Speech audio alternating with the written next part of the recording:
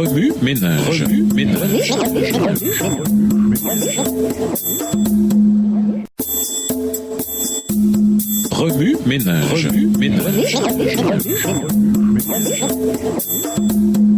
Bienvenue dans votre émission Remue-Neige. Nous voilà à la leçon de jeudi, les dernières pages de la peur à l'espérance. Lisons 2 Timothée 1, verset 7. 2 Timothée 1, le verset 7. Car ce n'est pas un esprit de timidité que Dieu nous a donné, mais un esprit de force, d'amour et de sagesse. Nous croyons que nous vivons les dernières heures de l'histoire de la Terre. Dans le livre de l'Apocalypse, nous avons la bénédiction d'avoir accès au déroulement du plan du salut et des événements entourant le retour de Jésus. Toutefois, en ce qui me concerne, l'étude de l'Apocalypse n'a pas toujours été ma priorité dans ma vie spirituelle. Quand j'étais plus jeune, ce livre me semblait tellement effrayant et accablant que je le lisais seulement en allumant toutes les lumières. Mais à mesure que ma compréhension du Christ et de son retour s'approfondissait, j'ai compris que dans l'Apocalypse, Jésus révèle la partie la plus extraordinaire de notre histoire, la fin. Vous est-il déjà arrivé, alors que vous lisiez une bonne histoire, de décider de ne pas la terminer? Cela semble très improbable. Si nous aimons le début et le milieu de la Bible, assez pour fonder notre vie sur elle et nous proclamer chrétiens, alors nous devrions nous montrer plus enthousiastes encore pour explorer et comprendre la fin de ce livre.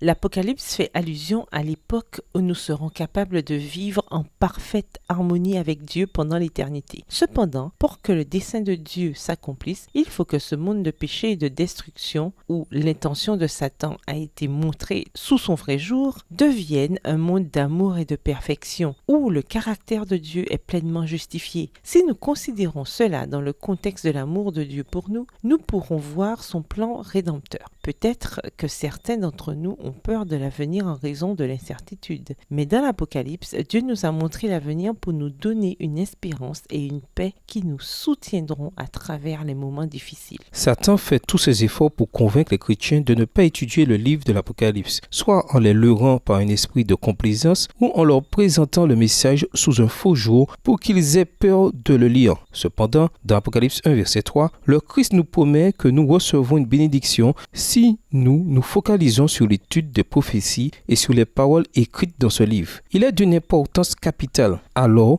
que nous étudions et comprenions l'Apocalypse avec la certitude que Dieu a un plan pour notre bonheur futur. Allons de l'avant, non dans la crainte, mais avec l'assurance que notre Dieu règne dans les cieux et que notre avenir est assuré. Remue-ménage. Le livre de l'Apocalypse comporte des moments intenses. Comment présenter la vérité qui se dégage de ces moments tout en gardant l'amour du Christ au centre de l'histoire? Comment faire de l'étude de l'Apocalypse une partie intégrante de notre vie spirituelle pour qu'à la fin des temps, nous puissions être mieux préparés à faire face aux incertitudes de la vie? De quelle façon pouvez-vous dire à quelqu'un qu'il est important de lire le livre de l'Apocalypse? Au revoir. Et à demain si Dieu veut.